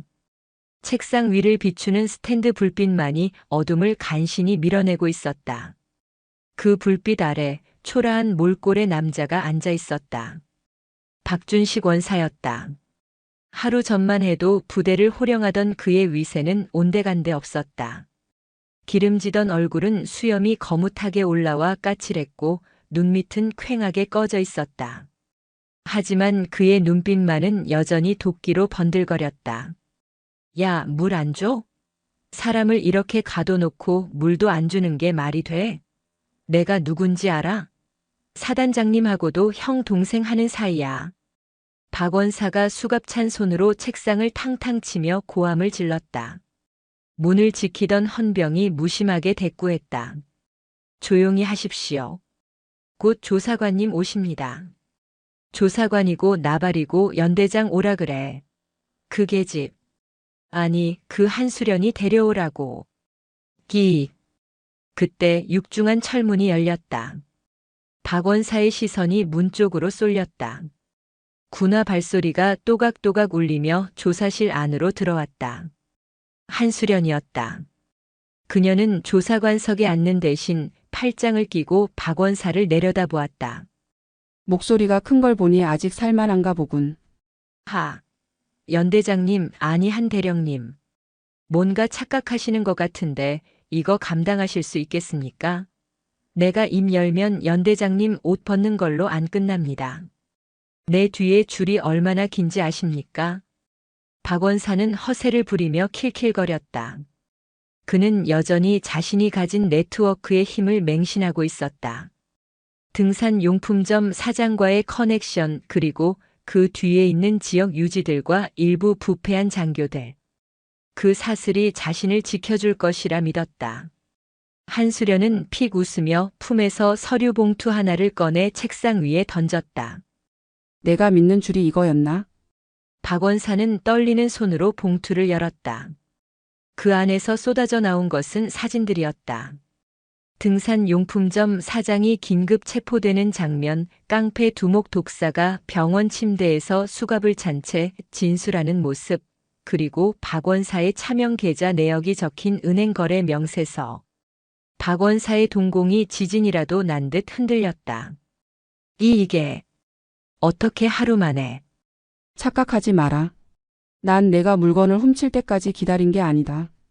내 놈의 손발을 자르고 테러를 막고 숨통을 조일 준비를 다 끝낸 뒤에 낚아챈 거다. 707의 작전은 실패를 용납하지 않는다. 한수련은 책상 위로 몸을 숙여 박원사와 눈을 맞췄다. 독사가 아주 술술 불더군. 내가 시켜서 한 일이라고. 그리고 등산용품점 장부에 아주 재미있는 이름들이 많던데?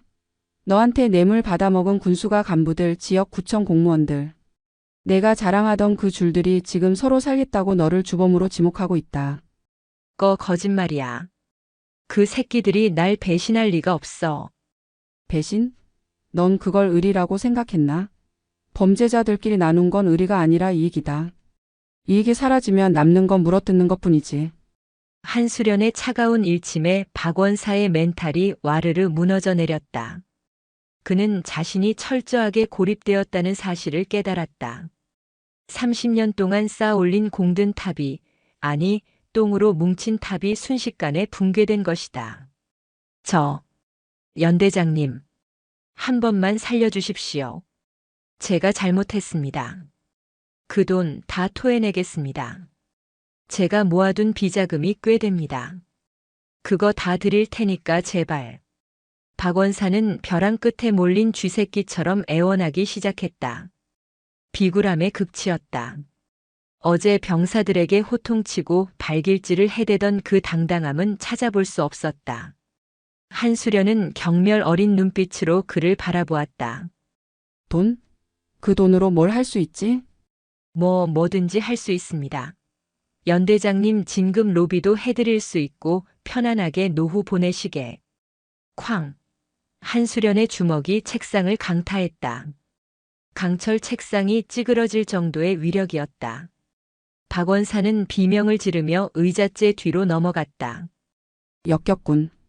한수련은 넘어진 박원사의 멱살을 잡아 끌어올렸다. 그녀의 악력에 박원사의 숨이 턱턱 막혔다. 잘 들어라, 박준식. 군복은 상인의 장사복이 아니다. 내가 횡령한 건 돈이 아니라 명예다. 그리고 내가 짓밟은 건 병사들의 애국심이다. 그 죄는 돈으로 씻을 수 없다. 그녀는 박원사를 쓰레기처럼 바닥에 던져버렸다. 내 놈은 군사 재판에서 최고형을 받게 될 거다. 연금 박탈은 물론이고 남은 평생 감옥에서 썩게 만들어주지.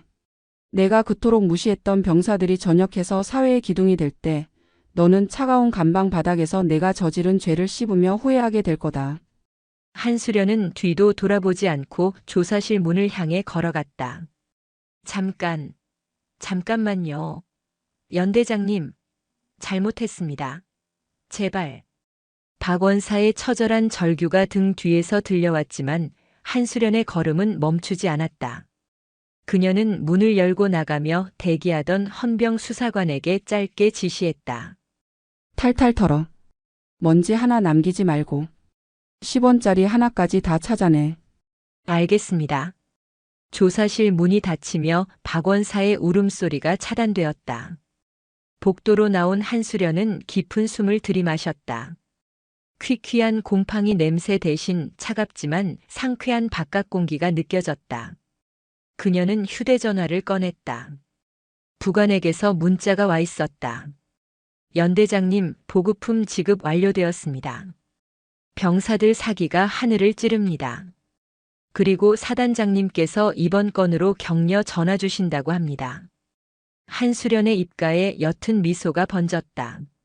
하지만 그것은 만족의 미소가 아닌 또 다른 시작을 알리는 미소였다. 내부의 적은 청소했다. 하지만 박준식 원사가 언급했던 더 큰 배후나 아직 뿌리 뽑히지 않은 군대 내의 부조리가 남아있을 수 있었다. 이제 겨우 하나 치웠을 뿐이다. 그녀는 정모를 고쳐 쓰고 주먹을 꽉 쥐었다. 하얀 장갑 위로 힘줄이 돋아났다. 백골 부대의 진정한 지휘관으로서 그녀의 전쟁은 이제 막 서막을 올렸을 뿐이었다. 그때 복도 끝에서 누군가가 다급하게 뛰어왔다. 정보과장 최대위였다. 연대장님, 큰일 났습니다. 무슨 일이지? 방금 들어온 첩보입니다. 박원사가 빼돌린 물건 중 일부가 북으로 흘러들어간 정황이 포착되었습니다. 한수련의 눈빛이 순식간에 매섭게 변했다. 단순한 횡령이 아니었다. 이것은 이적 행위, 즉 간첩 사건으로 비화될 수 있는 문제였다. 뭐라고? 압수한 장부 암호를 해독했는데 수취인이 불명확한 거래가 있습니다. 그 루트가 임진강 너머와 연결된 밀수 조직입니다. 한수련의 표정이 굳어졌다. 단순한 부패 군인을 잡는 문제에서 국가 안보가 걸린 중대한 사태로 판이 커지고 있었다. 차 대기시켜. 현장으로 간다. 예. 한수련은 복도를 질주했다. 그녀의 망토가 펄럭였다. 늑대를 잡았다고 생각했으나 그 뒤에는 호랑이가 도사리고 있었다. 백골에 처단자 그녀의 칼끝은 이제 더 깊고 어두운 곳을 향하고 있었다. 말해. 왕발이 누구지? 한수련의 목소리는 지하 조사실의 공기를 얼어붙게 만들었다. 박준식 원사는 이미 넋이 반쯤 나간 상태였다.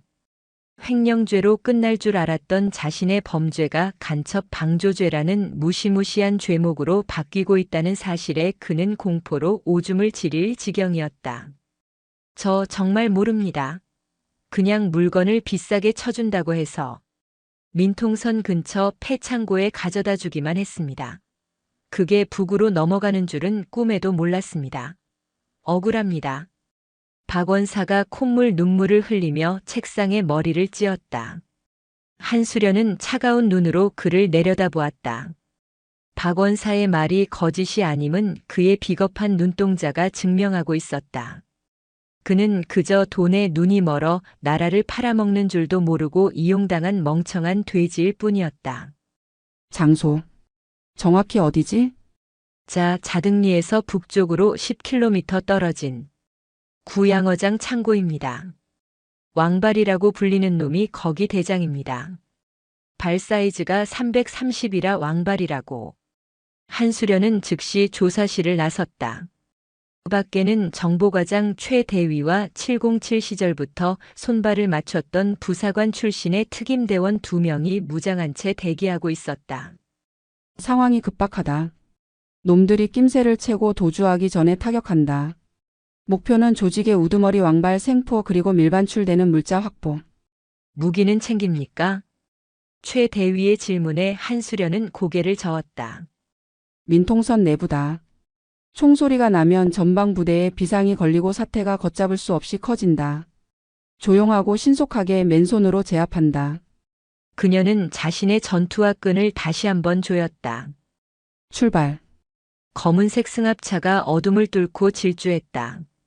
눈 쌓인 비포장도로를 덜컹거리며 달리는 차 안에서 한수련은 지도를 머릿속에 각인시켰다. 구양어장 창고는 임진강 지류와 맞닿아 있어 겨울철 얼어붙은 강 위로 물건을 썰매에 실어 넘기기에 최적의 장소였다. 새벽 3시. 목표 지점에 도착한 한수련 일행은 차를 멀리 세워두고 도보로 이동했다. 칼바람이 몰아치는 강가에는 갈대밭이 무성했고 그 사이에 녹슨 슬레이트 지붕을 얹은 거대한 창고가 괴물처럼 웅크리고 있었다. 창고 주변에는 덩치 큰 사내들이 손전등을 들고 순찰을 돌고 있었다. 박 원사와 거래하던 동네 양아치들과는 차원이 다른 살기가 느껴지는 전문적인 밀수꾼들이었다. 최 대위와 팀원들은 퇴로를 차단해. 나는 정면으로 들어간다. 연대장님 위험합니다. 혼자서는 무리입니다. 내가 미끼가 되어야 놈들이 한 곳으로 모인다. 그 틈에 너희들이 포위망을 좁혀. 걱정 마라. 놈들이 불쌍하게 될 테니까.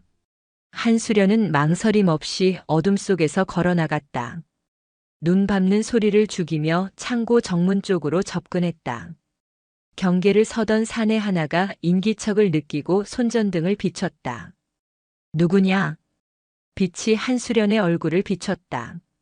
그녀는 손으로 빛을 가리지 않고 당당하게 놈을 노려보았다. 왕발에게 전해. 밀린 외상값 받으러 왔다고. 뭐야, 이 미친년은? 사내가 품에서 잭나이프를 꺼내 들고 달려들었다. 한수련은 눈 하나 깜짝하지 않았다. 사내의 칼이 허공을 가르는 순간 그녀의 왼손이 뱀처럼 뻗어나가 놈의 손목을 감아쥐었다. 우두둑. 뼈가 으스러지는 소리와 함께 칼이 바닥에 떨어졌다. 끄악. 한수련은 비명을 지르려는 놈의 명치를 오른 무릎으로 가격했다. 컥 소리와 함께 사내는 거품을 물고 쓰러졌다. 그녀는 쓰러진 사내를 질질 끌고 창고 문을 발로 걷어찼다. 쾅! 육중한 철문이 굉음을 내며 열렸다. 창고 안의 풍경이 드러났다. 수백 개의 박스가 쌓여 있었고 그 중앙에는 화로를 피워놓고 10여 명의 사내가 모여 있었다. 그리고 그들 가운데 곰 가죽 코트를 입고 거대한 군화를 신은 거구의 남자가 의자에 앉아 있었다. 왕발이었다. 어떤 새끼가 감히 남의 사업장에. 왕발이 인상을 구기며 일어났다. 그의 키는 2미터가 넘어 보였고 손에는 쇠사슬이 감겨 있었다. 내 놈이 왕발인가? 발만 큰 게 아니라 간도 부었군. 국군 보급품을 적국에 팔아넘겨? 한수련의 일갈에 창고 안이 순식간에 살벌해졌다. 왕발은 바닥에 쓰러진 부하를 보더니 피식 웃었다. 군발이인가 본데 계집년이 겁 대가리를 상실했네. 야 애들아. 심심했는데 잘 됐다. 전현 잡아서 임진강 물고기 밥으로 던져줘라. 아, 그 전에 좀 데리고 놀아도 되고. 그의 말이 떨어지자마자 10여 명의 사내들이 쇠파이프와 강목, 도끼를 들고 한수련을 에워쌌다. 그들의 눈빛은 굶주린 늑대떼와 같았다. 하지만 그들은 몰랐다. 지금 그들이 포위한 것은 양이 아니라 맹수 중의 맹수라는 것을. 한수련은 천천히 가죽 장갑을 벗어 주머니에 넣었다. 데리고 놀아? 그래, 어디 한번 놀아보자. 대신 대가는 비쌀 거다. 너희들 팔다리 하나씩은 내놔야 할 테니까. 그녀가 자세를 잡았다. 707 특공 무술과 크라브마가가 혼합된 오직 살상을 위해 최적화된 자세였다. 죽여. 가장 먼저 달려든 놈이 도끼를 휘둘렀다. 한수련은 상체를 숙여 가볍게 피한 뒤 회전력을 이용해 놈의 턱에 뒤돌려 차기를 꽂아 넣었다. 퍽. 소름 끼치는 타격음과 함께 놈의 몸이 허수아비처럼 날아가 박스 더미에 처박혔다. 시작이었다. 한수련은 춤을 추듯 움직였다. 날아오는 쇠파이프를 손바닥으로 쳐내고 파고드는 놈의 팔을 꺾어 방패로 삼았다. 그녀의 주먹이 놈들의 급소인 인중, 명치, 관자놀이를 정확하게 타격할 때마다 비명과 함께 한 명씩 바닥에 나뒹굴었다. 이 인연이 귀신이야? 압도적인 무력 앞에 놈들이 주춤거리기 시작했다. 총기 하나 사용하지 않고 오직 맨손과 발만으로 10명의 장정을 유린하는 모습은 공포 그 자체였다. 왕발의 표정이 굳어졌다. 그는 자신이 직접 나서야겠다고 판단했는지 손에 감긴 쇠사슬을 철렁거리며 앞으로 걸어 나왔다. 비켜. 쓸모없는 새끼들. 부하들이 길을 텄다. 왕발은 쇠사슬 끝에 달린 묵직한 줄을 붕붕 돌리며 한수련을 노려보았다. 재주가 좋네. 어디 내 사슬도 피하나 보자. 쉭. 쇠사슬이 뱀처럼 날아왔다. 공기를 찢는 소리가 났다. 한수련은 간발의 차이로 고개를 돌려 피했다. 쇠사슬이 스쳐 지나간 드럼통이 종이장처럼 찌그러졌다. 맞으면 즉사였다. 힘만 무식하게 세군. 한수련이 조소했다. 왕발은 분노하며 사슬을 미친 듯이 휘둘렀다. 좁은 창고 안은 쇠사슬이 파괴하는 집기들의 파편으로 아수라장이 되었다. 한수련은 날렵하게 몸을 날리며 놈의 사정거리 안으로 파고들 기회를 엿보았다. 이곳은 전장이었다. 그리고 한수련은 이 전장의 지배자였다. 임진강의 차가운 바람이 창고 안으로 몰아쳤지만 그녀의 몸에서 뿜어져 나오는 열기는 그보다 더 뜨거웠다. 쾅! 왕발의 쇠사슬이 또 한 번 허공을 가르고 바닥을 내리쳤다. 시멘트 바닥이 갈라지며 파편이 튀었다. 한수련은 몸을 굴려 파편을 피함과 동시에 주변에 널려있던 쇠파이프 하나를 집어들었다. 어디 쥐새끼처럼 도망만 다니냐? 정면으로 붙어. 왕발이 씩씩거리며 소리쳤다. 덩치에 걸맞지 않은 스피드였다. 그는 한수련이 숨 쉴 틈도 주지 않고 사슬을 채찍처럼 휘둘렀다. 하지만 한수련의 눈은 침착했다. 그녀는 왕발의 패턴을 분석하고 있었다. 놈은 힘은 세지만 동작이 크고 흥분하면 호흡이 거칠어졌다. 도망? 아니, 사냥감을 몰아넣는 중이다. 한수련이 쇠파이프를 비스듬히 세우며 놈을 도발했다. 죽어라. 왕발이 포효하며 쇠사슬을 수평으로 휘둘렀다. 한수련의 허리를 두 동강 낼 기세였다. 바로 그 순간이었다. 한수련은 피하는 대신 앞으로 몸을 던졌다. 깡! 그녀가 든 쇠파이프가 왕발의 쇠사슬과 충돌하며 불꽃이 튀었다. 쇠파이프가 휘어질 정도의 충격이었지만 그녀는 버텨냈다. 그리고 사슬이 파이프에 감기는 찰나 그녀는 파이프를 놓지 않고 오히려 왕발 쪽으로 강하게 잡아당겼다. 예상치 못한 반동에 왕발의 몸이 앞으로 쏠렸다. 그 짧은 틈을 한수련은 놓치지 않았다. 그녀는 바닥을 박차고 튀어올라 공중에서 몸을 비틀며 왕발의 얼굴을 향해 무릎을 날렸다. 플라잉 니킥. 707 시절 수없이 연마했던 필살의 일격이었다. 퍽. 둔탁한 타격음이 창고를 울렸다. 왕발의 코뼈가 으스러지는 소리가 났다. 고개가 뒤로 젖혀진 왕발은 비명을 지르며 뒷걸음질 쳤다. 손에서 쇠사슬이 스르르 풀려 바닥에 떨어졌다. 크악! 내 코! 내 코! 왕발이 손으로 얼굴을 감싸쥐었다. 손가락 사이로 검붉은 피가 줄줄 흘러내렸다. 한수련은 착지하자마자 숨 돌릴 틈도 없이 다시 파고들었다. 거구의 적을 상대할 때는 확실하게 끝을 봐야 했다. 그녀는 비틀거리는 왕발의 오금을 강하게 걷어찼다. 쿵 하는 소리와 함께 거인이 한쪽 무릎을 꿇었다. 눈높이가 맞춰지자 한수련의 눈빛이 서늘하게 빛났다. 이건 내 부하들이 추위에 떨었던 대가다.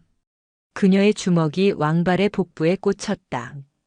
이건 국가를 배신한 대가다. 연이어 팔꿈치가 놈의 턱을 올려쳤다. 왕발의 눈이 하얗게 뒤집혔다. 마지막으로 그녀는 놈의 머리채를 잡아 끌어내린 뒤 솟아오르는 무릎으로 안면을 강타했다. 콰직! 왕발은 큰 대자로 뻗어버렸다. 거대한 몸뚱이가 쓰러지자 먼지가 피어올랐다. 창고 안은 정적에 휩싸였다. 구석에서 떨고 있던 잔당들은 대장이 처참하게 무너지는 모습을 보고 전의를 상실했다. 그때 창고 뒷문과 창문이 깨지며 최대위와 특임대원들이 들이닥쳤다. 손들어. 움직이면 쏜다. 아니, 제압한다. 최대위는 이미 상황이 종료된 것을 보고 입을 다물지 못했다. 바닥에는 10여 명의 깡패가 널브러져 신음하고 있었고 그 중앙에는 한수련이 흐트러짐 없는 자세로 서 있었다. 그녀의 이마에 맺힌 땀방울만이 치열했던 전투를 증명할 뿐이었다. 최대위 상황 보고. 아, 예. 창고 뒤편 강가에서 소형 모터보트 두 척을 발견했습니다. 놈들이 물건을 싣고 도주하려던 것을 팀원들이 제압했습니다. 물건은 전량 확보했습니다. 수고했다. 이놈들 전부 포박해. 헌병대가 아니라 국정원 대공수사팀으로 넘긴다. 간첩법 위반이다. 알겠습니다. 한수련은 쓰러진 왕발에게 다가갔다. 놈은 아직 숨이 붙어 있었다. 그녀는 놈의 주머니를 뒤져 낡은 수첩 하나를 찾아냈다. 암호로 된 장부였다. 이게 놈들의 목줄이 되겠군. 그녀는 수첩을 최대위에게 건넸다. 분석해. 이놈들에게 물건을 의뢰한 윗선 그리고 북쪽의 수령체까지 싹 다 밝혀내. 상황 정리가 끝나고 한수련은 창고 밖으로 나왔다. 새벽 공기가 차가웠지만 가슴속의 뜨거움은 식지 않았다. 임진강 너머 칠흑 같은 어둠 속에 잠긴 북쪽 땅이 보였다. 연대장님 다치신 데는 없으십니까? 최 대위가 걱정스러운 듯 물었다. 한수련은 자신의 주먹을 내려다보았다. 놈들을 가격할 때 까진 피부에서 피가 배어나오고 있었다. 하지만 고통은 느껴지지 않았다. 이 정도는 생책이다. 병사들 마음의 상처에 비하면 아무것도 아니지. 그녀는 강물을 바라보며 말했다. 오늘 우리는 단순히 도둑을 잡은 게 아니다. 구멍난 안보를 꿰맨 거다. 박준식 같은 내부의 저 왕발 같은 외부의 기생충들. 내가 이 자리에 있는 한 단 한 마리도 살려두지 않겠다. 멀리서 붉은 아침 해가 떠오르고 있었다. 강물 위로 붉은 빛이 일렁였다. 그것은 마치 한수련이 흘린 피와 땀 그리고 그녀가 지켜낸 백골 부대의 명예처럼 보였다. 며칠 뒤 제18보병연대 연병장. 박준식 원사와 왕발 일당이 뉴스에 대서특 필되었다는 소식이 전해졌다. 군 보급품 횡령 및 국가보안법 위반. 전례 없는 대규모 검거 실적이었다. 국방부 장관 표창이 내려왔지만 한수련은 표창장보다 병사들의 얼굴을 보는 것이 더 좋았다. 그녀가 아침 구보를 위해 연병장에 나타나자 병사들이 자발적으로 모여들었다. 모두가 신형 방한복과 따뜻한 장갑을 착용하고 있었다. 그들의 얼굴에는 생기가 돌았고 눈빛에는 지휘관에 대한 무한한 신뢰가 담겨 있었다. 연대장님, 충성. 이민호 병장이 가장 먼저 경례를 붙였다. 그의 손은 더 이상 동상으로 붉지 않았다. 쉬어. 춥지 않나? 하나도 안 춥습니다. 연대장님 덕분에 올겨울은 끄떡없습니다. 병사들이 와하 웃었다. 한수련의 입가에도 드물게 옅은 미소가 번졌다. 차가운 얼음 마녀라 불리던 그녀가 처음으로 병사들 앞에서 보여준 인간적인 미소였다. 다들 훈련 준비해라. 보급이 좋아졌으니 훈련 강도도 높여야겠지? 병사들이 즐거운 비명을 질렀다. 하지만 그 비명에는 불만이 아닌 활기가 넘쳤다. 한수련은 연병장을 뛰는 병사들의 뒤를 따랐다. 707 시절 홀로 적진을 누비던 고독한 늑대는 이제 2,000명의 백골 용사들을 이끄는 진정한 리더가 되어 있었다. 하지만 그녀는 알고 있었다. 평화는 지키는 자의 힘만큼만 유지된다는 것을. 어둠은 언제나 틈을 노리고 있으며 그렇기에 자신은 잠들 수 없는 처단자가 되어야 한다는 것을. 한수련의 눈이 다시 한번 날카롭게 빛났다. 그녀의 전쟁은 끝나지 않았다. 다만 이제는 혼자가 아닐 뿐이었다. 백골의 처단자. 그 전설은 이제 막 시작되었을 뿐이다. 박준식 원사와 왕발 일당이 구속된 지 일주일이 지났다. 부대는 태풍이 휩쓸고 지나간 자리처럼 고요했지만 그 고요함은 공포나 침묵이 아니었다. 그것은 새로운 질서가 자리 잡기 전에 정갈한 긴장감이었다. 연대장실의 풍경도 달라졌다. 먼지 쌓였던 책상은 유리알처럼 닦여 있었고 꺼져 있던 난로는 훈훈한 온기를 내뿜고 있었다. 하지만 한수련은 따뜻한 집무실에 앉아 있지 않았다. 그녀는 연병장에 있었다. 영하 15도의 날씨, 살을 애는 칼바람 속에서 전 장병이 완전 군장 구보를 하고 있었다. 과거라면 요령을 피우거나 낙오했을 병사들이었지만 지금은 달랐다. 모두가 신형 방한복과 전투화를 착용하고 있었고 그들의 눈빛에는 도끼가 서려 있었다. 더 크게. 목소리가 그것밖에 안 나오나? 한수련이 선두에서 함께 뛰며 소리쳤다. 그녀의 등에는 병사들과 똑같은 20km 무게의 군장이 매어 있었다. 연대장이 직접 군장을 메고 뛰는데 감히 요령을 피울 수 있는 간부는 없었다. 헉헉거리는 숨소리와 함께 내뿜는 하얀 입김이 거대한 증기기관차의 연기처럼 피어올랐다. 구보가 끝나고 휴식 시간 한수련은 병사들 사이로 걸어 들어갔다. 행정병이 따뜻한 유자차를 들고 달려왔지만 그녀는 손을 저어 거절했다. 대신 수통에 차가운 물을 벌컥벌컥 마셨다. 이민호 병장. 병장 이민호. 이민호가 벌떡 일어났다. 일주일 전 박원사에게 맞아 터졌던 입술 상처는 아물어 희미한 흉터가 되어 있었다. 하지만 그의 표정은 그 어느 때보다 밝고 단단해 보였다. 새 전투화는 편한가? 그렇습니다. 발이 하나도 안 시렵습니다. 마치 구름 위를 걷는 기분입니다. 구름 위를 걷는 기분이라. 그럼 더 굴려도 되겠군. 한수련의 농담에 주변 병사들이 까르르 웃음을 터뜨렸다. 예전 같으면 상상도 못할 광경이었다. 지휘관과 병사 사이에 흐르던 불신과 공포의 벽이 무너지고 있었다. 하지만 모든 것이 순조로운 것은 아니었다. 박원사의 잔재는 여전히 곳곳에 남아 있었다. 점심시간 간부 식당. 박원사와 어울려 다니던 일부 상사들이 구석에 모여 수군거리고 있었다.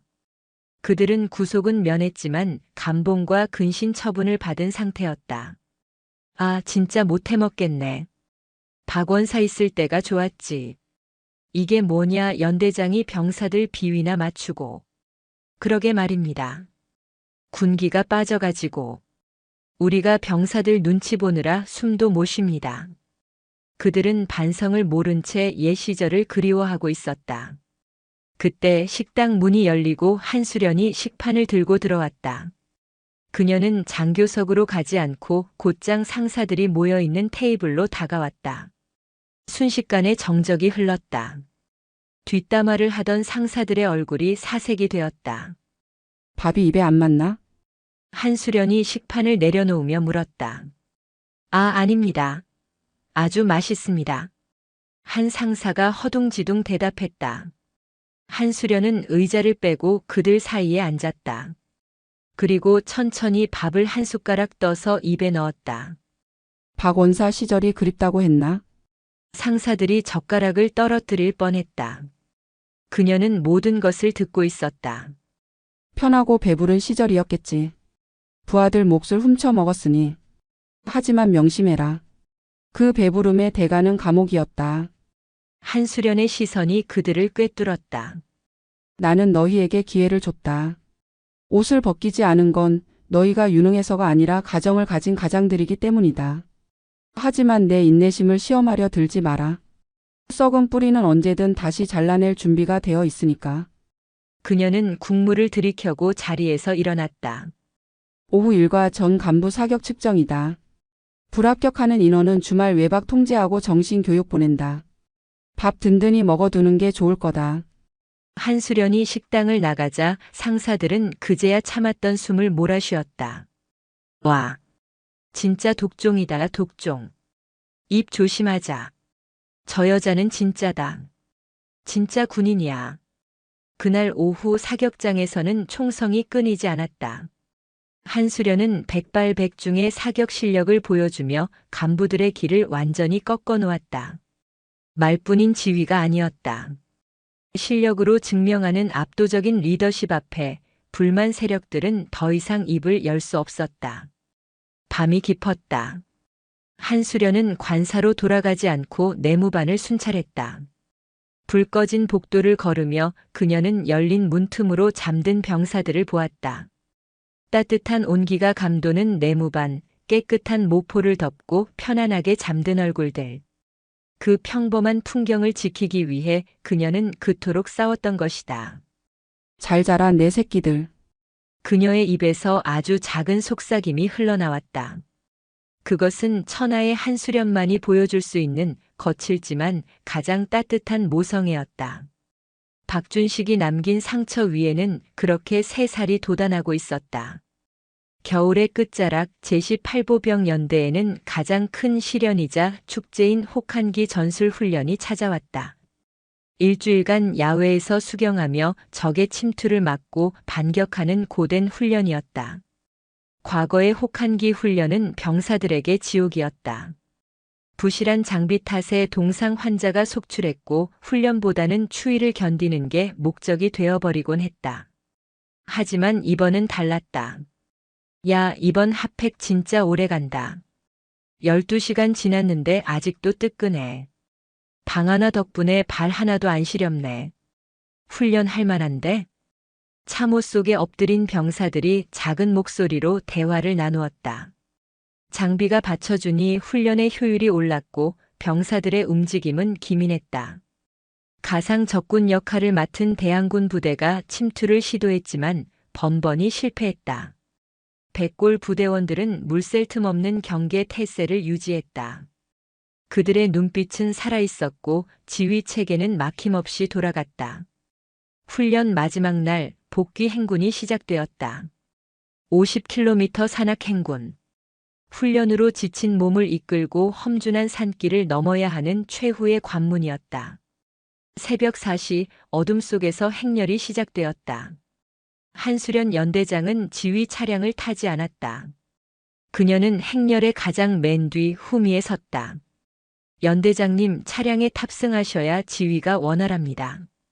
작전 참모의 권유에도 그녀는 고개를 저었다. 지휘관의 등은 병사들이 볼 수 있어야 한다. 하지만 때로는 지휘관이 병사들의 등을 봐줘야 할 때도 있는 법이다. 나는 낙오자가 없는지 뒤에서 지킬 테니 참모는 선두를 이끌어. 그녀는 묵묵히 병사들의 뒤를 따랐다. 발바닥에 물집이 잡히고 어깨가 끊어질 듯 아파왔지만 그녀는 내색하지 않았다. 오히려 힘들어하는 병사가 보이면 다가가 군장을 들어주거나 등을 밀어주었다. 할 수 있다. 고지가 바로 저기다. 그녀의 목소리는 지친 병사들에게 최고의 강장제였다. 707의 전설적인 여전사가 우리 뒤를 지키고 있다는 사실만으로도 병사들은 힘을 냈다. 해가 중천에 떴을 때 마침내 부대 정문이 보였다. 연병장에는 군악대의 힘찬 연주가 울려 퍼졌다. 흑투성이가 된 2,000여 명의 장병들이 대열을 맞춰 들어왔다. 단 한 명의 낙오자도 단 한 명의 환자도 없었다. 기적 같은 일이었다. 한수련은 대열의 맨 마지막으로 위병소를 통과했다. 그녀가 들어서자 군악대의 음악이 멈추고 정적이 흘렀다. 연병장의 도열한 병사들의 얼굴은 검게 그을리고 땀과 먼지로 뒤범벅이었지만 그 표정만은 승리자였다. 자신들이 해냈다는 성취감 그리고 제대로 대우받았다는 자존감이 그들의 가슴을 벅차게 만들었다. 한수련이 단상 위로 올라갔다. 그녀 역시 흙먼지를 뒤집어 쓴 채였지만 그 모습이 오히려 더 빛나 보였다. 제18보 병연대 주목. 그녀의 목소리는 마이크 없이도 연병장을 가득 채웠다. 너희들은 증명했다. 장비 탓, 환경 탓, 남 탓을 하던 패배주의는 이제 우리 부대에 없다. 혹한의 추위도 험준한 산악도 너희를 막지 못했다. 너희가 바로 백골이다. 병사들의 가슴이 울컥했다. 나는 너희가 자랑스럽다. 내 군생활을 통틀어 너희는 최고의 부하들이다. 그 한마디에 이민호 병장의 눈에서 눈물이 주르륵 흘러내렸다. 옆에 있던 최지훈 이병도 뒤에 있던 김철수 중사도 코끝이 찡해졌다. 박원사의 폭정 아래서 신음하던 오합지졸 부대가 단 몇 달 만에 최정예 부대로 다시 태어난 것이다. 우리의 구호는 무엇인가? 한수련이 외쳤다. 백골, 백골, 백골. 2,000명의 함성이 철원의 하늘을 뒤흔들었다. 땅이 울릴 정도의 기백이었다. 경례. 척. 일사불란한 소리와 함께 2,000개의 손이 올라갔다. 각도 하나 흐트러짐 없는 완벽한 경례였다. 병사들의 눈은 한수련을 향해 있었고 그 눈빛에는 존경과 감사가 담겨 있었다. 한수련은 천천히 손을 들어 답례했다. 하얀 장갑을 낀 그녀의 손끝이 눈썹 끝에 닿았다. 항상 차갑고 무표정하던 얼음 마녀라 불리던 그녀의 입꼬리가 부드럽게 올라갔다. 그것은 승리자의 미소이자 모든 짐을 내려놓은 자의 편안한 미소였다. 무심한 듯하지만 그 안에는 깊은 신뢰와 애정이 담겨 있었다. 햇살이 쏟아지는 연병장. 바람은 여전히 차가웠지만 그곳에 서 있는 누구도 추위를 느끼지 않았다. 악은 처단되었고 정의는 바로 섰으며 백골은 다시 태어났다. 한수련 대령. 그녀가 철원의 황무지에 심은 것은 단순한 규율이 아니었다. 그것은 군인의 명예, 그리고 사람에 대한 존중이었다. 그녀의 전설은 훗날까지 병사들의 술자리 안주로, 그리고 후임 지휘관들의 지침서로 영원히 기억될 것이다. 백골의 처단자 임무 완료.